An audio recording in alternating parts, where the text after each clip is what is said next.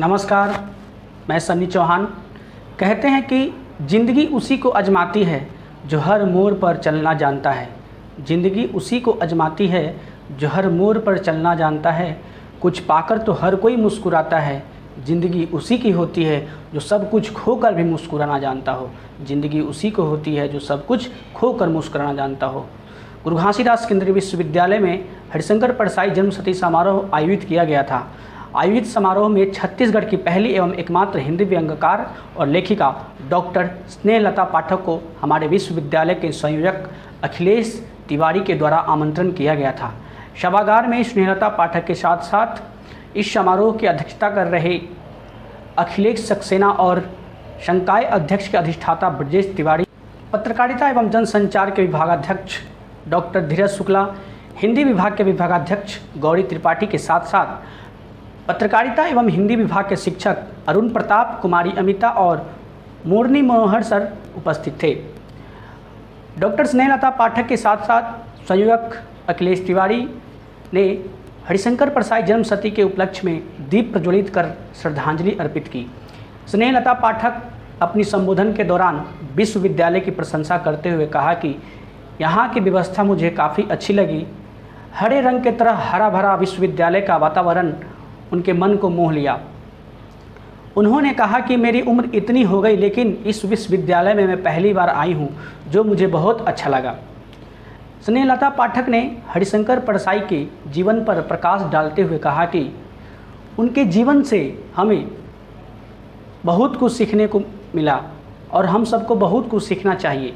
उन्होंने कहा कि परसाई के जो व्यंग्य थे, जो विशेष रूप से राजनीतिक विषयों पर रहता था, उन्होंने सबसे ज़्यादा देश की राजनीतिक, साइंटिस्ट, शिक्षक जैसे व्यक्ति को अपना टारगेट करते थे, क्योंकि उनका मानना था कि यह लोग अपना काम ठीक से कर सके, जिससे हमारा देश हमेशा प्रगति के मार्ग पर चलता रहे। परसाई का कहना था कि व्यंग्य का इस्तेमाल लोग डांटने और गुस्सा करने वक्त करते हैं, लेकिन व्यंग्य का इस्तेमाल सचेत होने के लिए किया जाता है, न कि कटु वचन बोलने के लिए।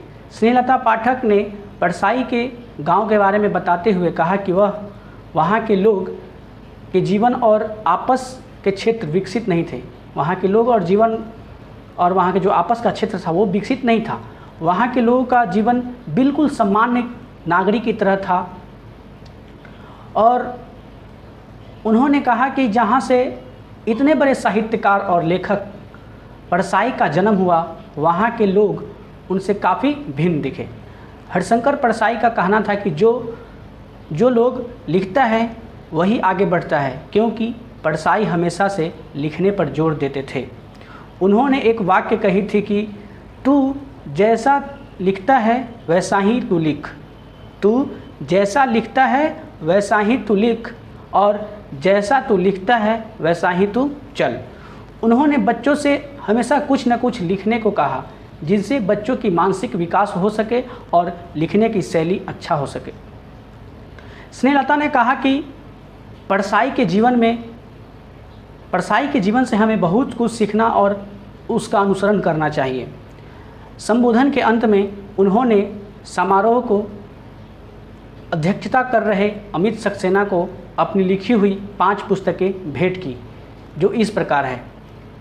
एक दीवार 100 अफसाने, बाकी सब ठीक है, सच बोलो कौवा काटे, लोकतंत्र का स्वाद और द्रौपदी का सफ़रनामा। उन्होंने कहा कि इस पुस्तक को विश्वविद्यालय के पुस्तकालय में रखा जाए, जिससे बच्चे पढ़ सके और कुछ सीखे। अंत में संयोजक अमित सक्सेना और हिंदी विभाग के विभागाध्यक्ष गौरी त्रिपाठी के द्वारा उनको श्रीफल और शॉल से सम्मानित किया गया। अंत में उन्होंने कहा कि सभी शिक्षकों और बच्चों को धन्यवाद। मेरे लिए अपना कीमती समय निकालकर एक सहनशील व्यक्ति की तरह हमारी बातों को सुनी और संबोधन को समाप्त कर दी। अंत में मैं ये कहना चाहूँगा कि सबको स्नेहलता जिसे कुछ न कुछ सीखना चाहिए कि एक लगभग 70 साल की महिला होते हुए घर के तमाम कामों को पूरी कर आज हम सबको कुछ न कुछ सिखाने की कोशिश कर रही है। उन्होंने लगभग 12 पुस्तकें लिख डाली है, जो अपने आप में एक मिसाल है। आपको उनकी एक पुस्तक ज़रूर पढ़नी चाहिए जिसमें आपको कुछ सीख सके, आप समझ सके, आप जान सके। स्नेहलता जी को देखकर हमें महात्मा गांधी द्वारा लिखा गया एक पंक्ति याद आती है कि महिलाओं को कमज़ोर समझना एक अपराध के समान है। महिलाओं को कमज़ोर समझना एक अपराध के समान है। यह पुरुष द्वारा महिलाओं के प्रति अन्याय है। यदि बलशाली होने का अर्थ नैतिक रूप से बलशाली होता तो पुरुषों से कहीं ज़्यादा श्रेष्ठ महिलाएं होती, पुरुषों से कहीं ज़्यादा श्रेष्ठ महिलाएं होती।